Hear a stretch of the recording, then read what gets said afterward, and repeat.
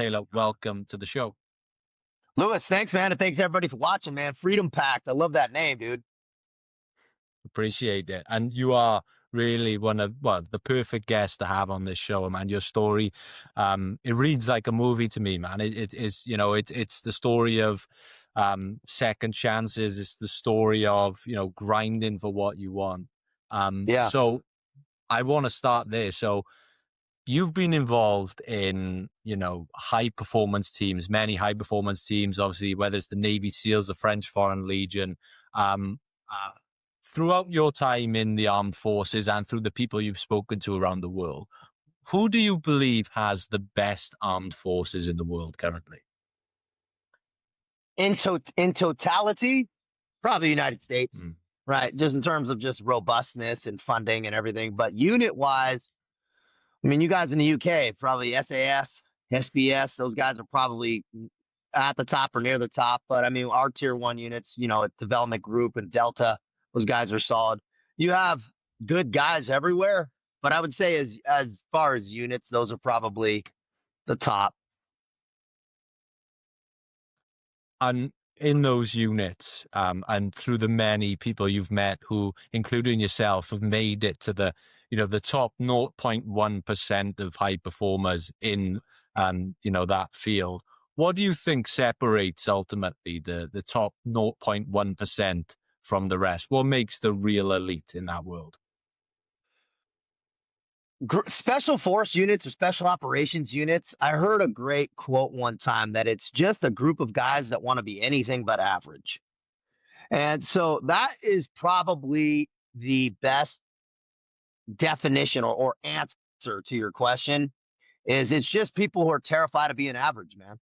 Really, it's not necessarily some mindset trick or their fear of being average is stronger than whatever they're facing, and so that's the best thing that I've seen over the world and in the units I've worked with.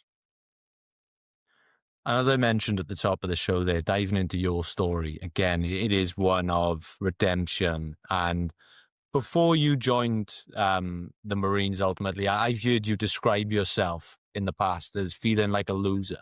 And this is what I appreciate about you and all the appearances I've seen you on. You talk so openly about, where you were at certain points in your life.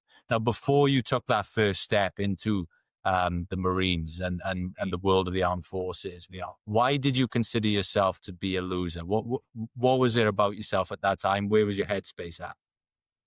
Yeah, just for the correction, I went to try to join the Marines, but I couldn't. So I ended up going into the Navy SEAL teams, which worked out better. Our units is kind of Marines and Navy, but it's what I was feeling was just lack of purpose. I knew I was supposed to be doing something else. It was speaking to my heart. I wasn't supposed to be stacking boxes in a factory at night. I felt like I had more to give. I felt like I was worth more than that, but I had to prove it. And so when it's living out of alignment.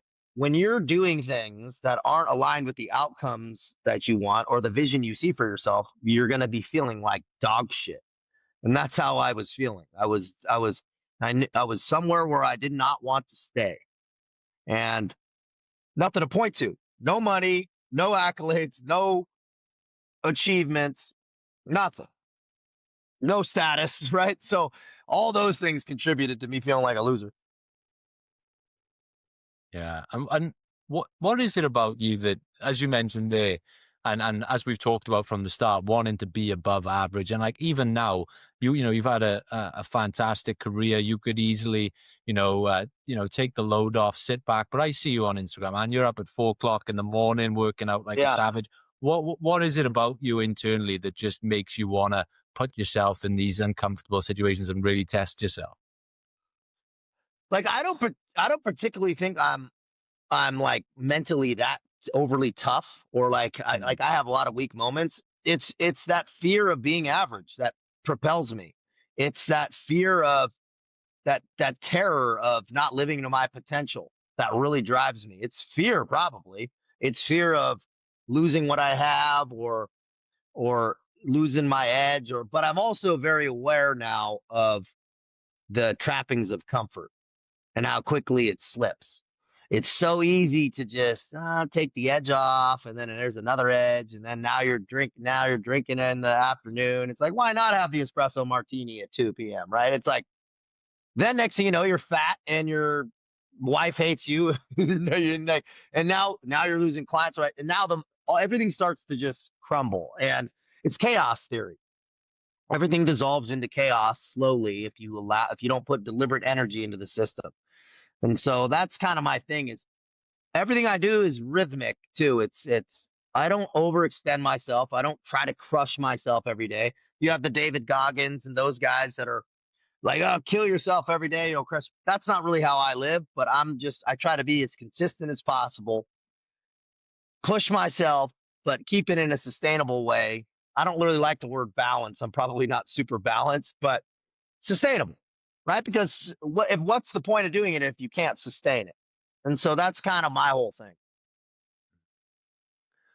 Talk to me about the work that, has to be done in the dark when, you were on that quest to become a Navy SEAL. Like I've heard you talk about this and speaking about, you had to go and see SEAL motivators. You were the only Yeah. person showing up at workouts. You had mountains Yeah. of logistics and paperwork to jump through.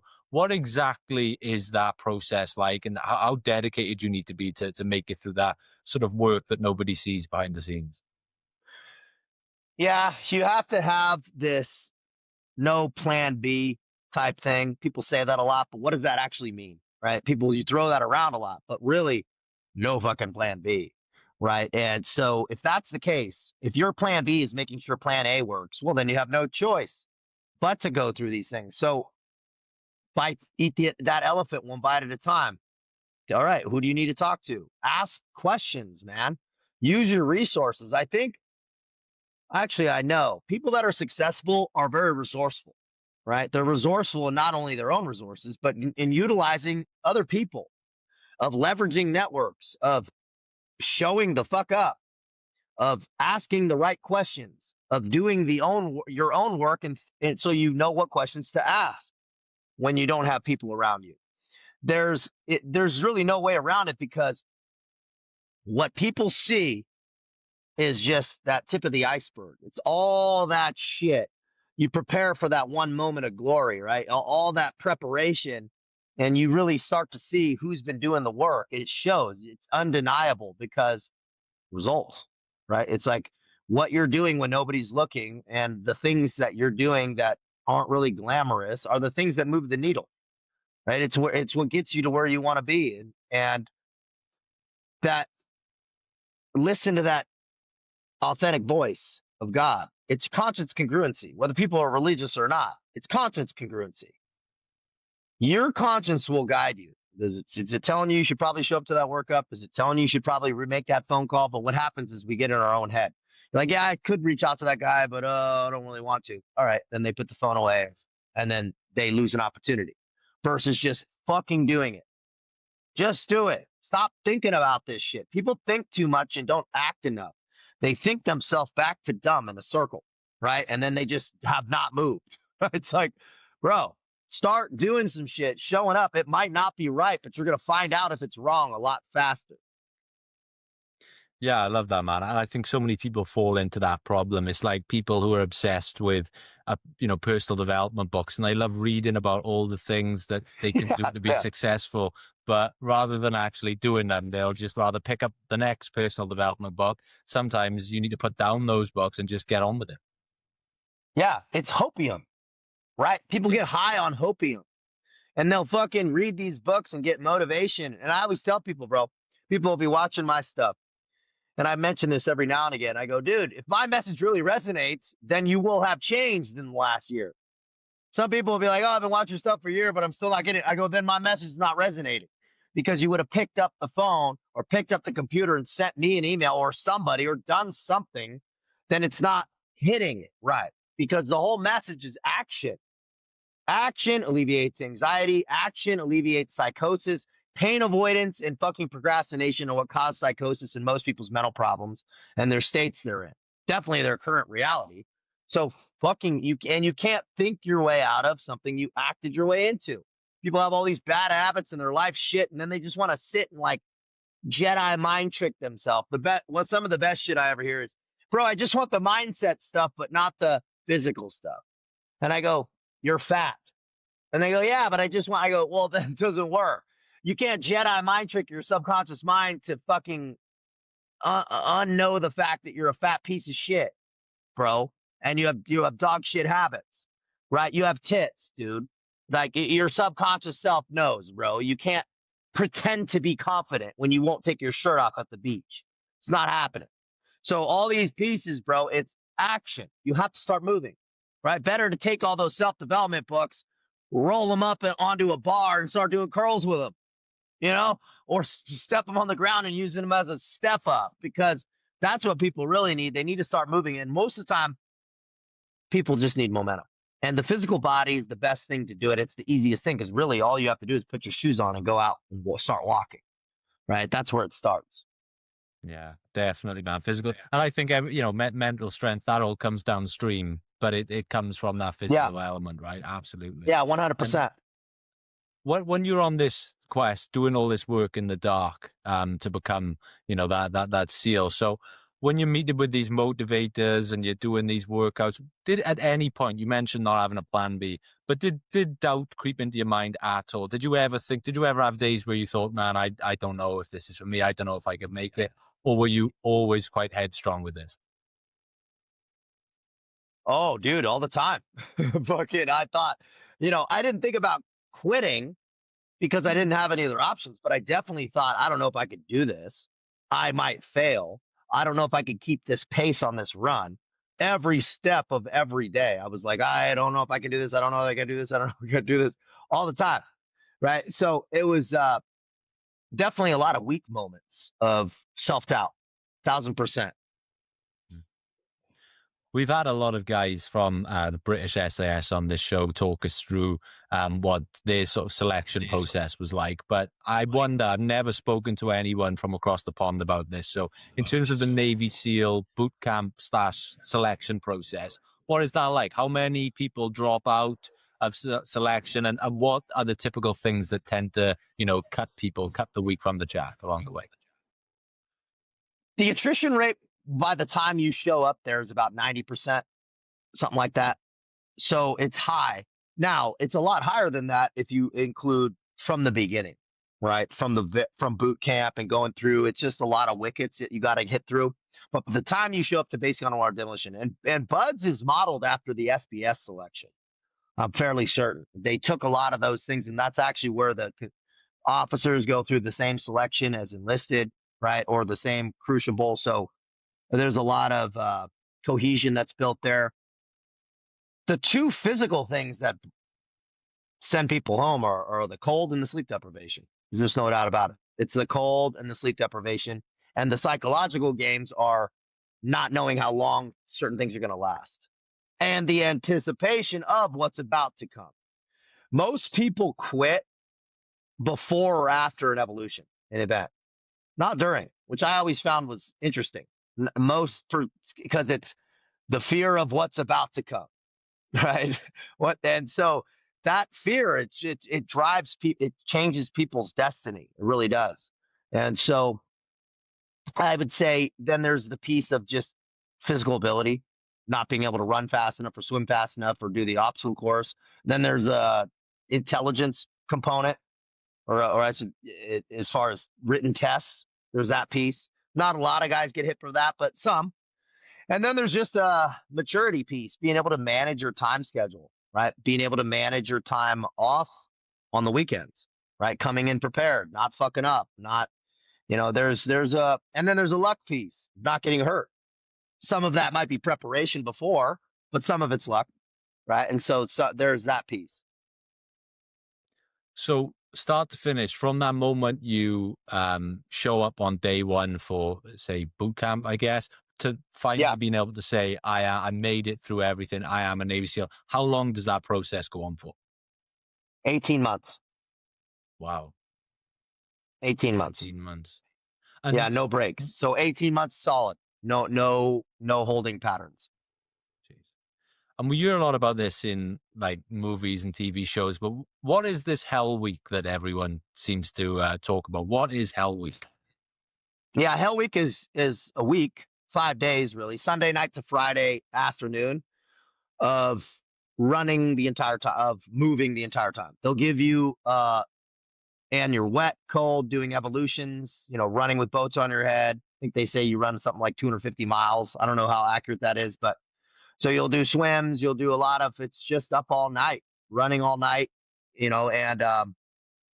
and you'll sleep for an hour. They let you sleep an hour and a half or something like that on Tuesday, and an hour and a half on Wednesday, but that sleep is just in the sand on the ground or in a cot wet. So you're fucking soaking wet in your clothes, and they just let you lay down for a bit at like an hour and a half, and then you wake up and you're running again. So that's the whole period from Sunday night, they call it breakout, to Friday afternoon, and then you're rowing and running and doing O courses and shit that time. So it's not a case of, say, you make it through day one, you get to go back, have a little sleep, come back the next day. It literally is 24/7. You're on this Hell. It's 24/7. Yeah, you don't stop moving, and that's part of it, because the minute you stop moving, you'll fall asleep. So they'll keep you running and moving the entire time. And they cycle the instructors through on a 24-hour thing where they do 8 hours, 8 hours, 8 hours. And then you'll do medical checks on one day, but they just take you. The doctor look over your body, check your core temperature. You stand in lines, then they'll hose you down. They'll put your clothes back on, hose you down, so you're wet again, and then back at it. So yeah, literally no stopping. Jeez. And what are your memories of that week? Where did that take you mentally? How do you reflect on that time of your life? I was really beat up. Most guys are pretty beat up in their hip flexors because you're shivering so much, your body starts to and you're running, so your hip flexors are really tight, so it's even hard to stand up straight, and you're you're hobbling by the end of it, pretty much. So, and also the hallucinations, because you'll start hallucinating by Thursday. You'll start seeing shit because you're just you're just strung out, man. And so you'll start to see things in the clouds, and you'll hear dudes yelling in the boat, to try to push something away it's not there, or they'll be rowing and falling in. It's fucking hilarious. But it's it's magical too, man, because there's these moments that you're like, dude, this is wild. We're out here, right? It's not all misery. There's a lot of misery, but you have moments where you're like, you know, you realize what you're doing, and you have, Thursday night, you realize you're almost done, and you're like, fuck yeah, dude, you're beat up, but a lot of chafing. My dick was so chafed with, oh my God, dude, for the sand going down your compression shorts and rubbing on your dick, and holy shit, dude, it was and then your body would dry, and then you're like, and you're like, it was terrible, bro. My dick hurt so bad. Wow. And I wonder, during this time, obviously, is this the most physically demanding time of your life, or have there been any other times that have really pushed your body to a higher limit than through that week? Oh, dude, that's definitely maxed out for sure. That was that was the hardest thing I've ever done for sure. And I wonder, throughout this process, because I know they put a big emphasis on this in the British Special Forces, is sort of a psychological element. So they'll have an interrogation phase where they take these guys, they put them in stress positions, and they have someone doing a mock interrogation for hours on end, or making them listen to sounds of screaming children for hours on end. Is there any mental components like that involved? Yeah, so at the end of SEAL qualification training, so for the first 6 months, it's based on our demolition school. It's based on our demolition SEAL, right? Training. That is the first 6 months. Then the guys that graduate that go into the finishing school, which is 7 months long, which is called SQT, SEAL qualification training. That's military free fall, land warfare, diving, close quarters combat, some low visibility operation stuff. And what you're talking about is called SEER, survival, evasion, resistance, extraction training. So that's at the tail end. And yeah, they locked us naked in fucking box for days, days and days. Splash cold water on you, have babies screaming and shit. They'll pull you out and they'll just beat the shit out of you. And it's that goes on for about a week, and then you'll do an evasion in the woods. So it's like a week long of just kind of up and learning how to pick handcuffs and also do interrogations, because the interrogation piece is there's a legal component, right? Mm. So there's the reason why they do it is there's shit you can sign and say, like what happens if you get caught behind an enemy line. And so like what are you actually allowed to say or not say, or how should you posture, and what should you be doing if they're beating the shit out of you. So yeah, they'll bang you up pretty good and have you naked for days, and where they put us in a box that you couldn't stand up in and you couldn't lay down in. So you're like in this like this angled face, and then they would take us out of that box and put us in a smaller box that you couldn't fucking, all you could do is lay down and curl in the fetal position, and they hold lock us in there for a while, and you'd go through these cycles, and so that went on for about a week, and then but by the time that wasn't so bad because you're about to graduate, so it's like they're not going to kill you, so it's not like the worst thing. The baby's crying and shit like that all day. It's kind of shitty, but for the most part, it's not too terrible. Sounds torturous, man. And I wonder because, again, I know some of the British instructors I've spoken to. So these are guys who select, who've gone through selection, but then have gone on to be part of the staff that select. They talk about what the traits they're looking for among the people that enter selection is they look for the grey man. So the man, he may be in the middle of the pack. He just gets on with things. He's not crying and moaning, but he's also another one putting pressure on the instructor, right on their heels. He's the guy who sort of just slots in the middle, does what he's told, gets his head down and gets on with it. What was your approach? Were you more of a grey man, or were you up there full sending it, putting the pressure on the instructors? Where were you?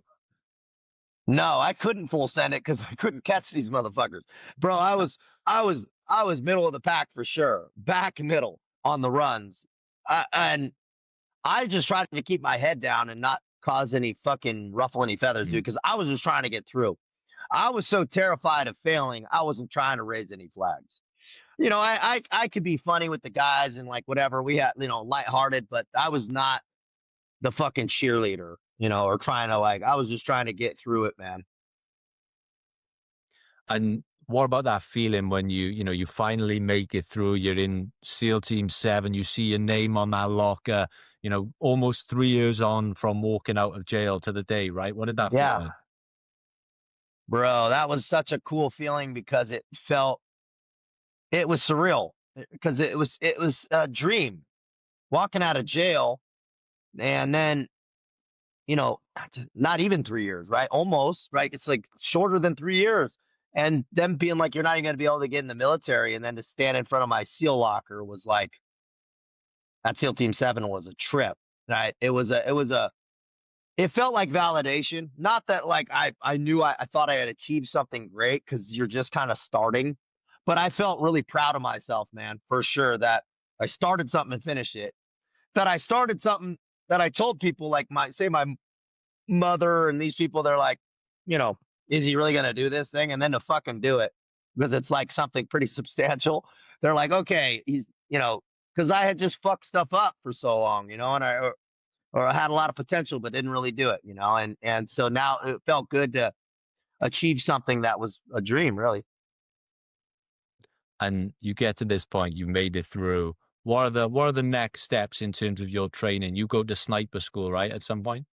Yeah. Yeah. So that was a little bit, yeah, that was a few months later, but only about 6 or 7. I went to communications school, Naval Special Warfare Communications School first, and then I went to JTAC school, which is Joint Terminal Attack Controller, which is working with our Top Gun units, kind of coordinating ordnance, dropping bombs.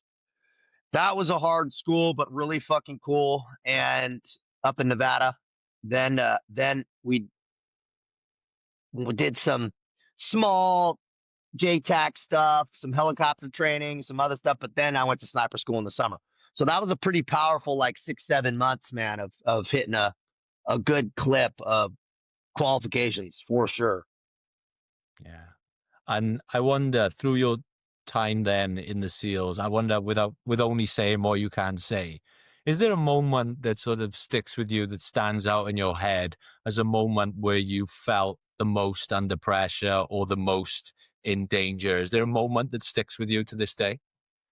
Yeah, I mean, the most in danger was when I almost died, when I almost drowned off the coast of Mexico. What I went in the water on a operation and doing something for the president of the United States, of Obama at the time, and I fucking almost drowned, man. It was like 2, 3 in the morning, and I was have full kit, helmet, night vision, body armor, swimming on huge swells at 2, 3 in the morning, and I almost died. That was I'm pretty sure I was about to die. So that was a close call. But as far as pressure and then, there was times in Iraq or Yemen, and, that was pressure, in different ways. And also pressure that I had put on myself with legal problems and things, and still having to operate at a high level.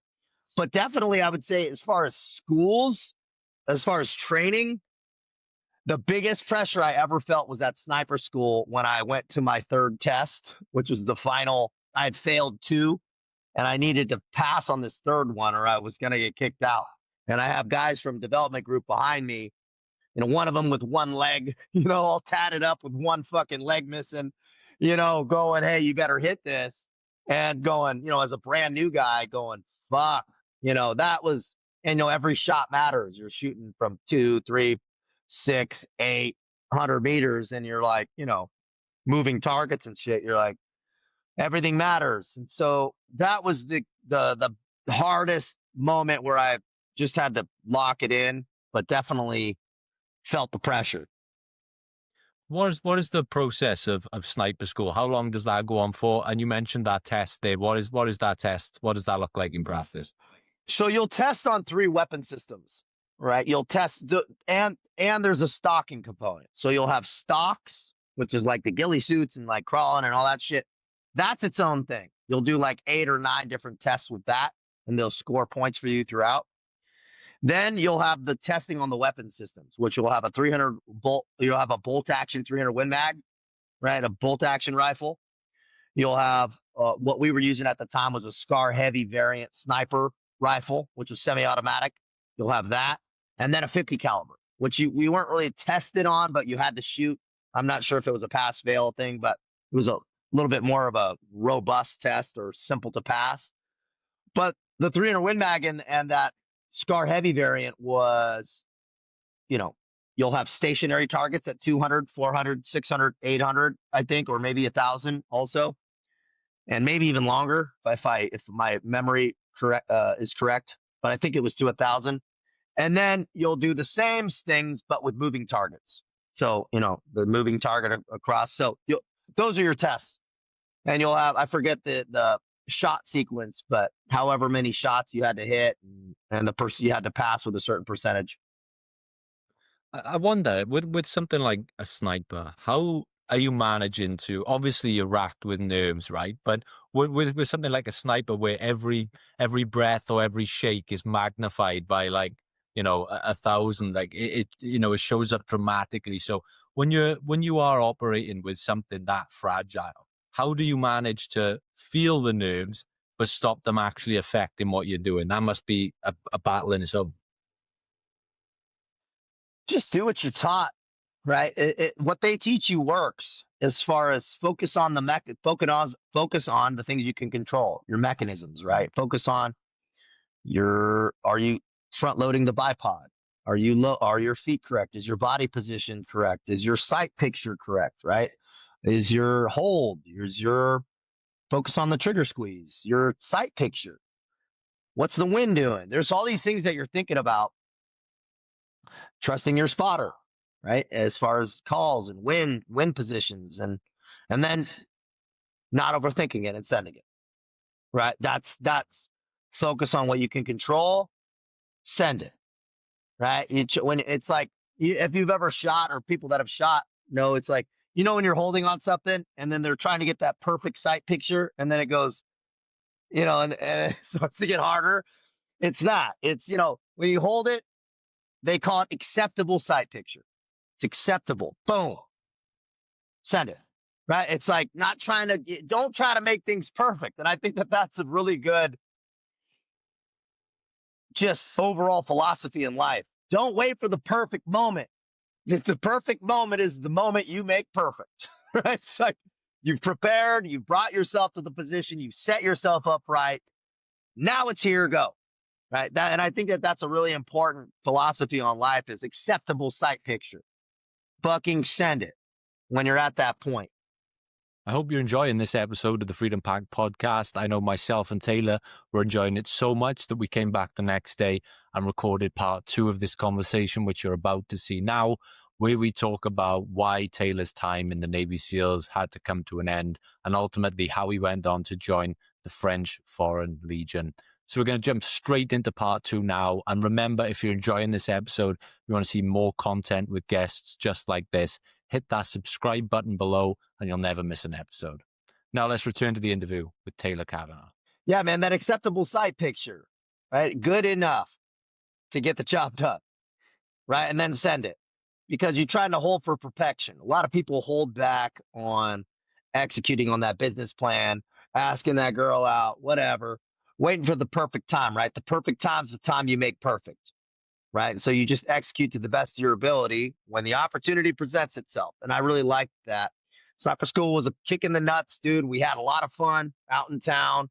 I mean, we partied hard, we trained hard, and it was a really cool experience. And then coming back from that, man, we were in the workup cycle. People that aren't aware in the SEAL teams, we're on an 18-month workup cycle. So that's on the not at tier 1, but in the normal SEAL teams, we're on 18 months cycle, which is 6 months of professional development. That's like all the guys getting their qualifications, 6 months of unit level training, then 6 months of some pre-deployment kind of training, some group stuff, some personal stuff, just to get all the quals buttoned up for whatever deployment you're going on. And so that was the flow, dude. And so we went right into that summer. It was good. I felt good about life. Things were a lot of good momentum and just turn and burn through the summer and then right into ULT and then we went to Yemen. I wonder with something like, a SEAL team, talk to me a little bit about what's the camaraderie like? And, everyone has this picture of, high-end operators willing to, put everything on their line for their brother. But how far does that camaraderie go? How strong is that in a team like that? Well, yeah, I suppose it's kind of dependent upon what platoon you're in, whether the cohesiveness is there. But my platoons were great. You're there. You show up with a group of 4 or 5 new guys. There's about 16 in a platoon, and you're with those guys for years, and you spend more time with them than your family members. You're there at work. You're traveling. We were gone 270 days a year, not deployed. That was just stateside, just in terms of training, a lot of hotel rooms. And so you party hard together. You're with each other. You're training. You know exactly what the silhouette of the guy looks like dark on night vision. You know who it is by gait, right? And everybody's mannerisms. So it was tight, man. We really got, we were like family, really, really tight. And then guys take their ones and twosies and go and, to training duties or to different teams and things or get out. But it was, you're willing to die for these dudes, even dudes you don't like, right? At least you respect them. And that was another thing, dude, that I think people get misconstrued is that everybody's buddy. It's a lot of strong personalities, not a lot of fights, but definitely some clashes. And that's something to think about in normal, even presidents and politicians. They're like, I don't like him. Well, I don't give a shit if I like the person or not. Are they competent? Sure, you'd rather like the person, but I'd much rather work with somebody I don't like who's awesome than somebody I do like who's mediocre. There's a saying in the SEAL teams, and they say one of the worst insults you can give somebody is, "Hey, he's a good guy, but." Right? He's a good guy. Like he's funny, he's good, but you don't want to clear a house with him. Fuck, dude. Right? Competency matters, and so I still think about that in terms of leadership and people I'm with. Is, dude, I don't give a shit if I like somebody. If I respect them and they're competent, I can get behind them. And so that was a lot of that differences in leadership. But I was pretty fortunate in the platoons we had and the teams we had. as far as leadership. Actually, very fortunate as far as officer leadership, and so I had a pretty good ride. I wonder, just before we sort of switch gears onto another phase of your career, um, during your time in the SEALs, I wonder, was there a moment, an operation, an event you think back on, and you think in that moment you realized, wow, this does feel like I am really in. This is elite operation. This is the 1%. Say maybe a mission or something that you felt was different to your more typical armed forces, a moment where you thought, this is how the 1% operate. This is the moment. Yeah, I would say there's been a lot of times just, on deployment when you're just looking at guys getting ready, and it was cool picking up our vehicles and rigging them up, and or showing up to a place with no base, nothing, right? I mean, I've never deployed anywhere with had a base. We literally built them, right? And there was nobody out there. And so we took over a place that in Iraq that was a former ISIS ordnance storage building that was all moldy and gross. And there was mortars laying all around the ground, and we had to clean them all out and turned it into our barracks. Put walls up by hand, filling it up, stringing razor wire by hand while things are happening around you. We're a couple kilometers from the forward line of troops with ISIS. It that was it's hard, but you're out there and you're like, all right, this is what I signed up for, to do this stuff. But particularly, which I liked, kind of being out there, getting weird, far from the flagpole and no shirts, and I really, really enjoyed the autonomy of that, which was cool. And training wise, specifically for like an exercise, I mean, skydiving for sure, right? And military free fall, doing halos at night on night vision when the door drops and you're, on oxygen, and you're strapped up and you're looking around, you're looking at your buddies, and it's all nighttime, and you're like, all right, dude. I get the chills because you put some hair on your ass and you're like, okay, man, this is, and then you're jumping out and it's pitch black and you're looking at your altimeter. And I had a moment where I'm like, all right, man, I'm fucking here. I remember going on the way down going, I am fucking here. Right. It's like, this is about as real as it gets. So, that there's those moments that are very powerful.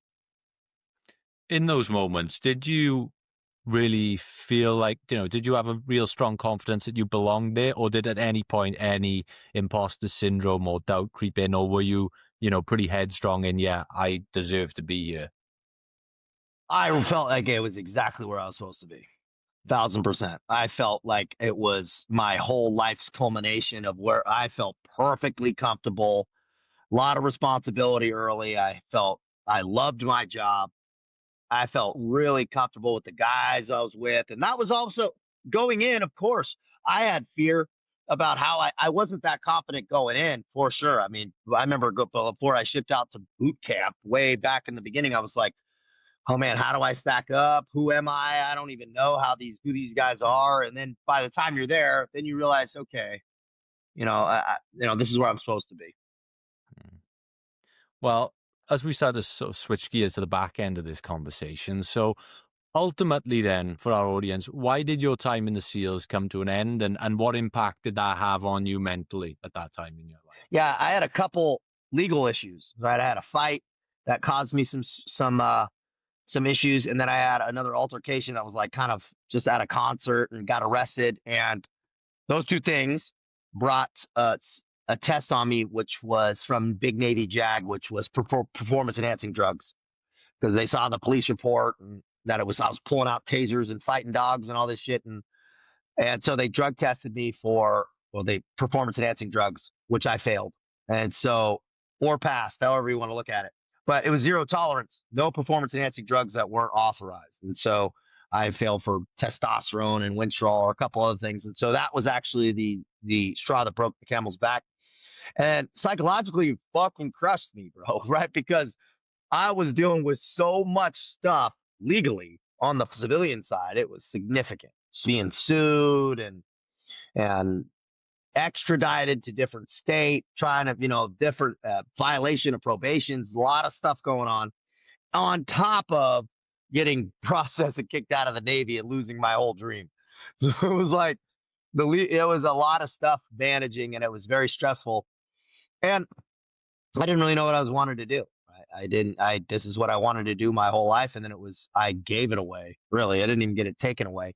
So it was figuring out, working contacts, and trying to figure the next step, and which I ended up doing, for a couple of years, and working this civilian world and real estate development, and then some cannabis distribution company. It's legal out here in the United States and California, so we were building a company for that, and pitching decks, and working for a venture capitalist and some other stuff. But I hadn't really addressed the habits. I was taking medications, over the counter medications, way over the top, and drinking every day, and just bad habits, right? Still going to work, still going to the gym, and still doing all this shit. So I could lie to myself, but it all came crashing down. And by the time everything the dust had cleared, I was in my truck, homeless, broke, really. And it all happened pretty much all at once. And that's when I was in this suicidal state. Like, what am I going to do?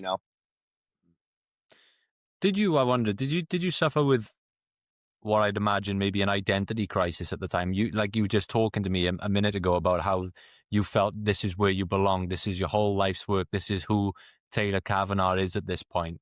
And to have that taken away from you, did you sort of struggle with a crisis of identity of who you were at that point?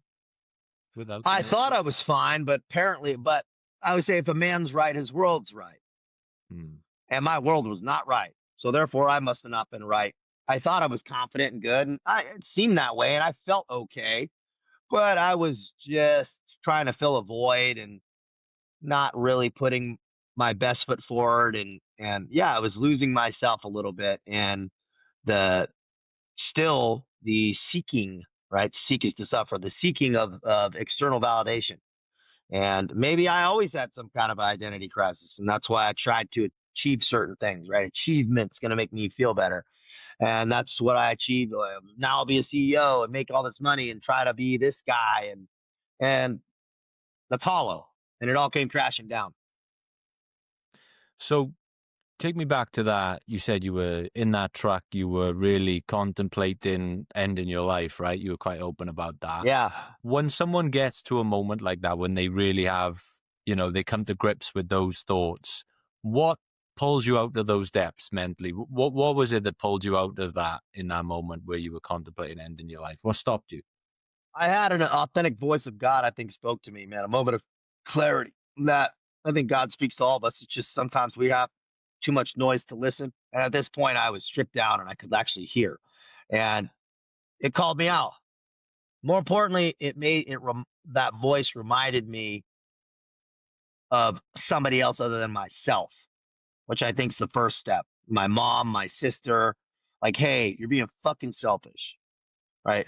Me, I, poor me, fucking, it's just this pity party. That's really all center focused. It's self-centered.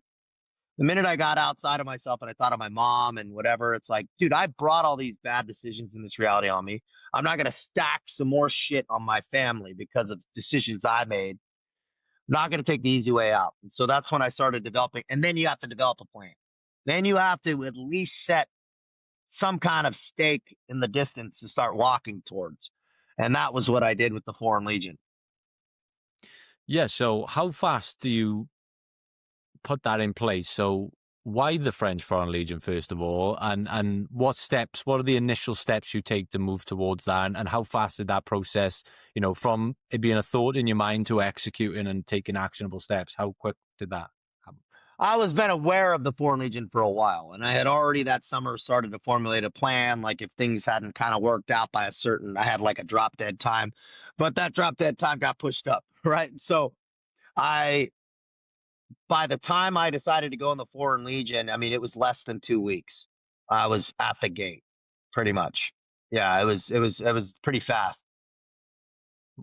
What does it take to sort of pack up your life and, head to the other side of the world like that? They must, for a 2-week period, that must have been heavy on you, say admin wise, but heavy on you mentally to up and leave and sort of leave, you mentioned there your mother, your sister behind. Like that must have taken its toll in its own right.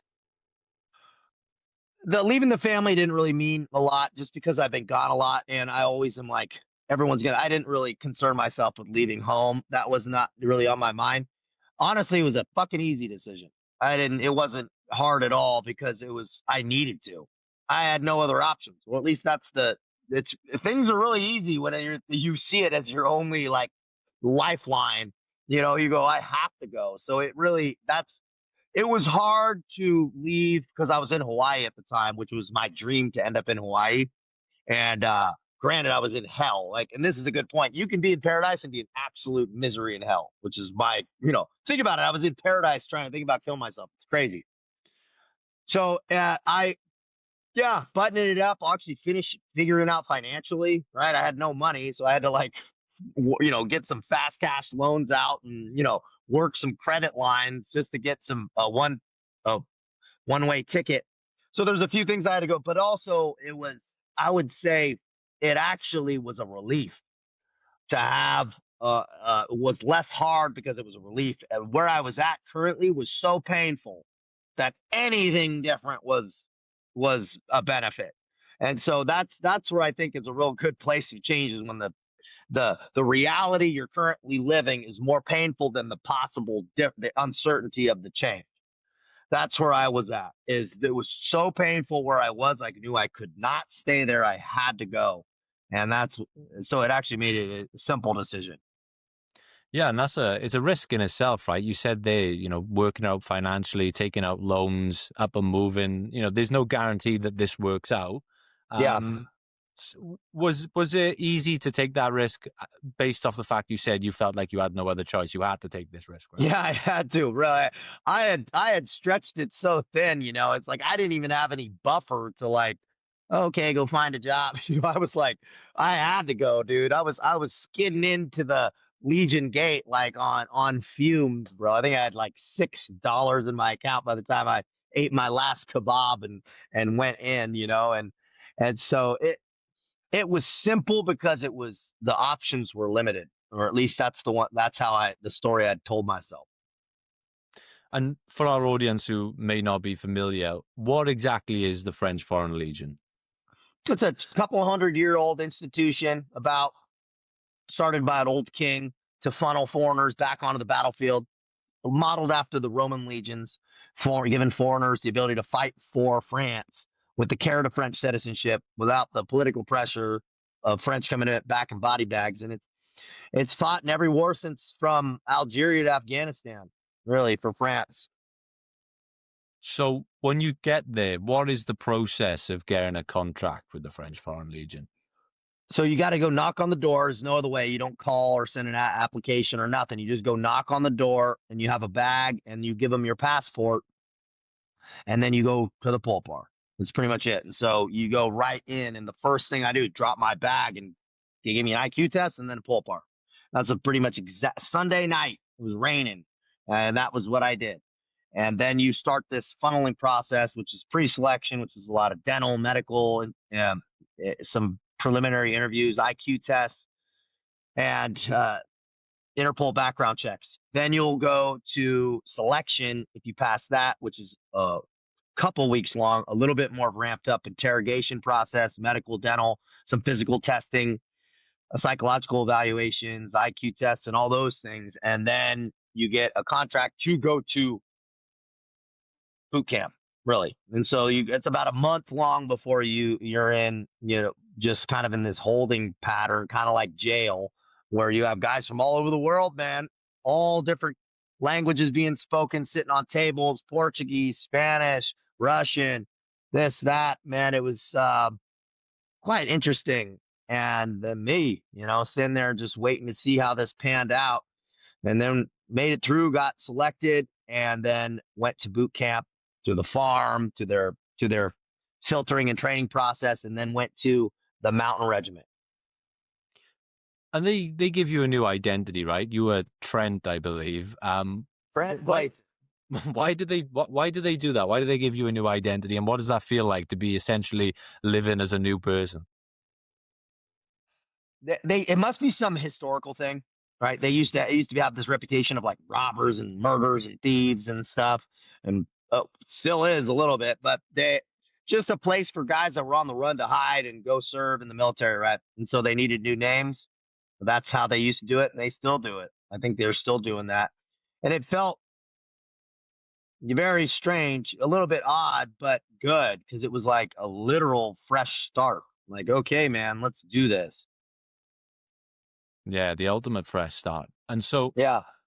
when I was looking up things about the French Foreign Legion online, and there's been TV shows made on this. I think there's been like, I think Bear Grylls did a show on Yeah. the French Foreign Legion, right? So what is this famous Gestapo interview I've heard about?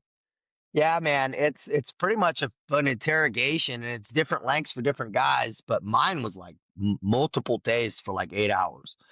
It was they put you in a room with some high-ranking senior enlisted guys, smart guys who speak multiple languages, and they have a team working in this secure building that's looking all your open source stuff, any social media, jobs, background checks, all that shit. And then they trying to poke holes in your game, seeing where the lies are. What are you lying about? What are you trying to hide? And they'll call you a liar or this or that, a fucking, and they poke some stuff in mine. And it was, they had one day and then they looked at it. They said, come back another day. And so I went back multiple days. So it was stressful. But at the last time, the guy was like, look, okay, this is going to be hard. You're going to have to swallow your pride and your ego. And I know where you're coming from, and this is going to be, you're going to tell you to clean toilets, and some young corporal is going to be telling you how to shoot, and he's like, you're going to have to be like, okay, and just shut the fuck up. And I was like, yeah, I get it.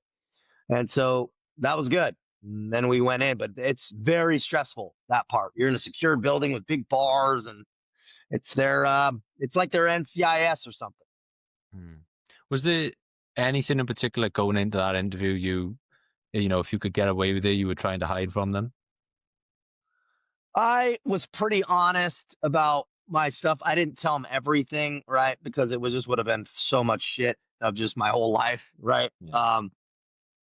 But I told them what was up. I told them I got kicked out of the military. They knew, but they were like trying to figure out why. And I told them, but it's just hard to explain. It's in English and it's not their first language, and so it wasn't really like me hiding anything. I told them, and they brought up some other stuff. I'm like, oh yeah, that, But the beautiful thing is that it's not the Boy Scouts, so they know you're not there because you're some. They know you're not there because shit worked out, and you're some squeaky clean motherfucker, right? So they didn't want to know. They didn't want any trouble with the United States government. That was really their thing. Like, does this guy wanted for war crimes or something? Why the fuck's he here? So they were just really worried about that. Sexual crimes, they're worried about anything that has to do with arms trafficking internationally and shit like that. They just don't want those big issues, but everything else is pretty smooth. And another sort of famous thing that comes up when you search French Foreign Legion is this farm. Tell us, what is this farm? It's a literal farm, right? And so it's a literal farm out on the French Pyrenees Mountains on the Spanish border that every combat company in their boot camp division or in their boot camp regiment has a farm. And on this farm is a structural building, some ranges, some obstacle courses, all that shit.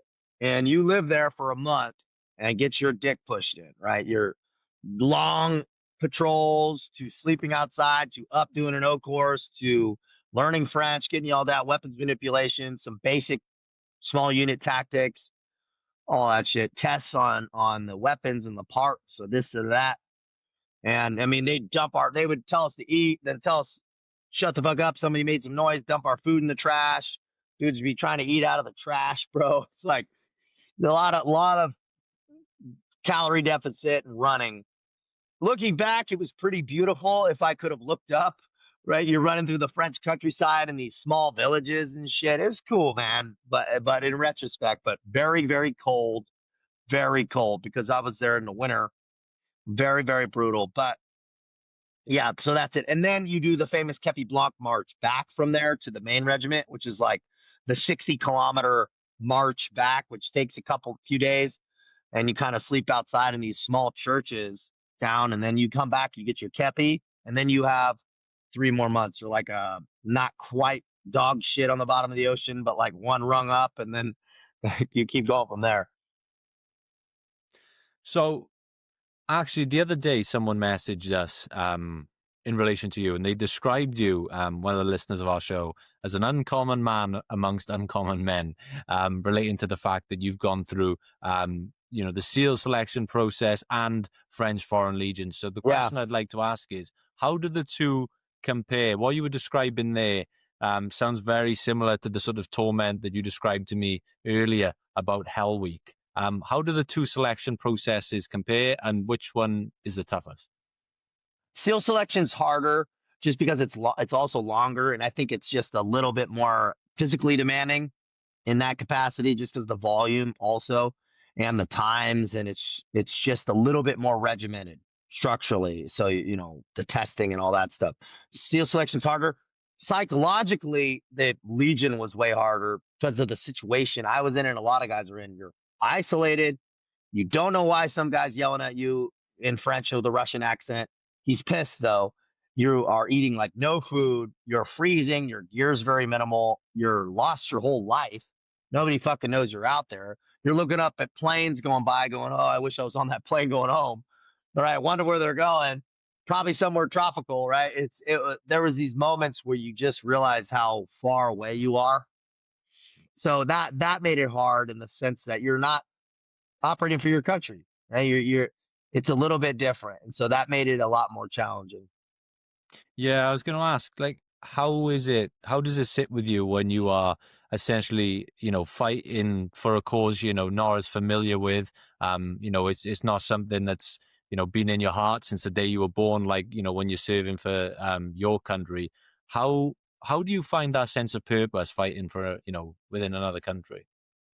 Man, honestly, man, I always just wanted to do the job. This will sound bad, maybe, but I didn't have like some deep rooted purpose, right, to be a SEAL or something. I wanted to do the job. I wanted to operate. I'm very prideful in America, but that wasn't like my driving force, Mm. right? And so I was I was like, oh, an allied nation that'll give me a gun, fucking cool, right? And I'm like, I wouldn't go fight for some country that's opposed to us, but allied nation, same colors flying on the flag. All right, let's do this.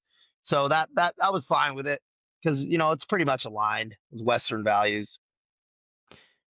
I wonder then if it's not, say, throughout your career being a theme that it's because it's some deep, deep rooted purpose to serve a country. Why do you think you are so or have been so drawn to this type of environment, this type of action? What is it about combat or being in a military environment that speaks to you then? It's like badass, man. Right? It's pretty pinnacle, right? It's like it's like fucking savage, right? You're jumping out of planes. It's just I couldn't think of anything that was more tip of the spear, right? It's what I want to do. Yes, there's some rooted purpose, and maybe if I dove into it deeper, there might be some deeper, meaning behind it. But I was really happy to. I really like to operate with dudes that are on the same level too, where they're motivated, right? They want to be there. They want to get in the fight. Like I always kind of felt like a protective energy. Like I've always kind of stood up for the little guy in school and fucking, I just have always fought bullies and stuff. And maybe there's part of it there, like the protective kind of instinct in me. And I always think, you need warriors in your culture to protect what your values are. Your women, your kids, and they protect these values that are represented in our borders. And so that was definitely probably part of it, but it wasn't like this main driving force. Or maybe it was, and I just didn't understand it as much. And ultimately, how long are you with the French Foreign Legion, and when do you decide to bring that to an end? So 4.5 years was with them. So it's technically under a 5-year contract, but cut it a little short because I started to tell my story, right? And that actually caused some friction with the Foreign Legion. Those same guys, the Gestapo guys, pretty much they called me and they're like, take it down. But at this point, it was fine when it was small, and then it got big. And then there was like a little bit of pressure. And I tried to do the legal thing, and I had a French lawyer, and they were trying to combat it back and forth and play the admin battle for a couple months because I was actually in the hospital when I started. I was bored, man, and I started talking about this stuff because I tore my medial calf muscle in the mountains doing some shit. And so I had some time. So I'm like, I want to tell my story. I had never had social media or nothing. And then it blew up. right? And so they didn't know what I was going to say or if I was going to say something bad, which I wouldn't. I have a lot of pride in the Foreign Legion. I respect what they're all about, and I would never say anything negative about them. But they didn't know that, and so they were like, "Take it down." But at this time, I was already getting a lot of messages from veterans because I was talking about suicide and where I was at, and about grabbing your nuts and getting back after it if you feel like lost, and hundreds of messages being like, "Dude, I saw that, and I almost killed myself, and I didn't." And so I was like, I felt a deeper sense of purpose. People call it what they want, but I was done too. I wasn't going to re up, and I told them, and they were like, "Look, you don't have really legal rights here. They could put you in jail." And they told me, "We're going to put you in back to back to back to back 30-day jail sentences until you take it down, or we're just going to kick you out after that." So I wasn't taking it down. So that was it. So my options were go to French military jail for fucking 4 months and then get kicked out, or just fucking leave. Fucking, I'm like, well, that's the fucking case. The lawyer's like, "You're not a French citizen and you don't have any legal rights here, right? You're not even you don't even have a residence card." And so it's like it's a very weird legal thing. So I tried to finish the contract out, but it just wasn't possible, man. And so I left, and that was it. So it's kind of unfortunate. I always tell people, man, they're like, "Does it put an asterisk at your thing?" And I go, "Dude, this is fucking real life, dude. This ain't a fairy tale, right? I mean, shit doesn't work out sometimes." And they're like, I heard a guy say, "You took an oath." I say, "Motherfucker, you're divorced." Right? I go, "Dude," and they're talking about fucking oaths. I say, "Shut the fuck up, dude." I said, "Bro, this is a foreign institution. They don't give a, I respect them, but dude, it is what it is. Like that, take it for what it's worth." And serve good time, multiple deployments. We had good, interterries of domestic missions and a lot of good. I'm glad I did it, but it was time to go. And sometimes those winds of change blow strong enough to where you got to fucking make a call and take information and pivot quickly. I love the honesty of, as you said, it's a badass thing to do, right? This is why you're so drawn to it. I love the honesty there. So if the Taylor Cavanaugh story was a movie, what would, looking back over your time in the French Foreign Legion and the SEALs, what would the most badass scene of that movie be? Right now, man, right now, with being a father, engaged, living in a beautiful house, beautiful life, and having my life. The most gangster thing I ever did was get my life on track and be living successful, helping other men just by and women tell my story. And the tie down is never give up on yourself. That's the most badass scene, is the one I'm living right now, is because it really, it's taken more deliberate work to stay the course and stay on path with all my demons and things that pull me and desires and things that pull men off track.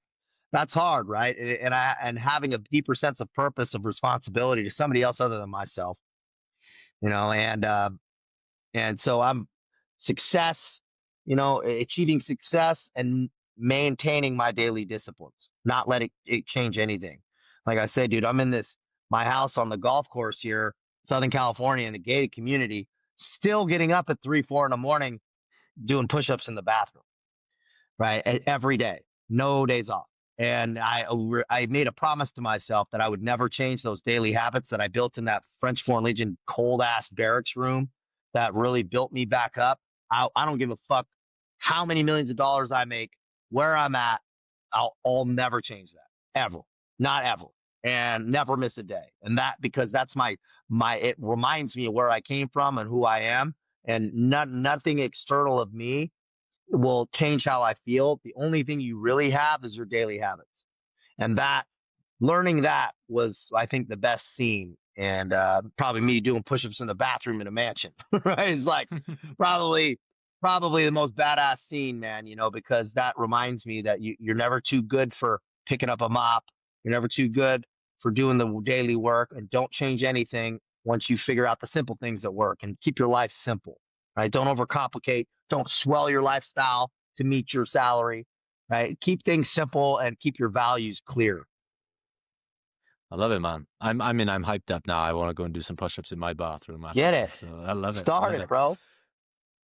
So last two questions I have for you, and you've touched on a few lessons already, but I wonder what lessons stick out to you that you learned throughout your time in the military that you would love everyone listening now to understand and listen to. What are the best lessons you've learned that can apply to everyone's life who's listening right now? You know, they're not necessarily in the military. You know, they could be working in an office 9 to 5. They could, you know, they got any type of life. What are the best lessons you think everyone should be aware of?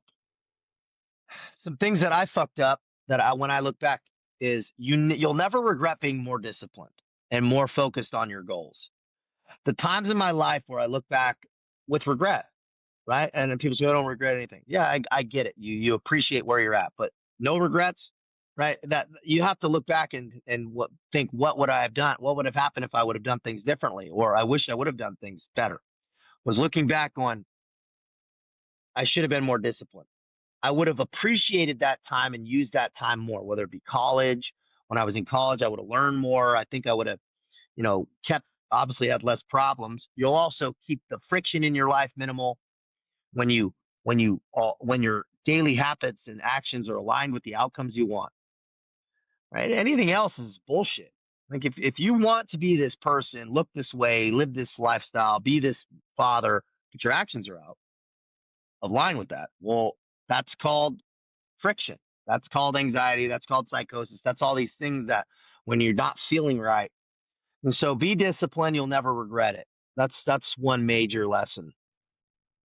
I love it. Definitely can endorse that. And the last question I have for you, Taylor, is a question I ask every guest that comes on the show, whether you are, you know, ex-military or an actor or a scientist. I ask the very same question. Right now, this moment for Taylor Cavanaugh, what makes life worth living? Getting better every day. Getting better every day, and not just for ourselves, for everybody else. Right. And because we're really just vessels of a message, right? We're conduits of energy. And so do people leave your presence better? I would say that's a really good place to start. Amazing. I love that, man. I've done 400 episodes. It's probably one of my favorite answers. I really think that's an amazing message. So thank you for that. Thank you, brother. I appreciate that. You ask great questions, man. You got a good flow, bro. I appreciate you. No, I appreciate you, and that means a lot. And for everyone listening, watching now, they viewed your story today, but they want to go deeper. They want more from Taylor Cavanaugh. Where's the best place we can send them to right this moment to check you out? TaylorCavanaugh.com. That contact form, you can read some of the story. That contact form goes right to me. I don't outsource anything. I don't AI anything. You reach out, you get me personally. So that contact form, my Instagram, TCAV official, right? You can hit me on DMs there. I do daily workouts and that stuff. And my YouTube, TCAV TV, Taylor Cavanaugh, and where I dive into the deeper principles. We do full gym sessions, keynote speeches, and those things. But my website, if they need to get a hold of me and they want to ask some questions, TaylorCavanaugh.com, best way. Amazing. Well, I'll leave all that in the show notes below. So anyone listening, watching right now, they want to check out the website, the socials, just click below and all those links will be there. Taylor, thank you so much, man. This has been an absolute pleasure to have you on the show. You know, this time has flown by and I hope we get to do this again someday in the future. I really appreciate what you brought to the show. Yeah, Lewis, you got a really good angle, man. You asked really good questions that really are different. And so keep it up, dude. You're going to be big in this game. Means a lot. Thank you, brother. Yeah, bro. Out of here, bro. Peace out, y'all.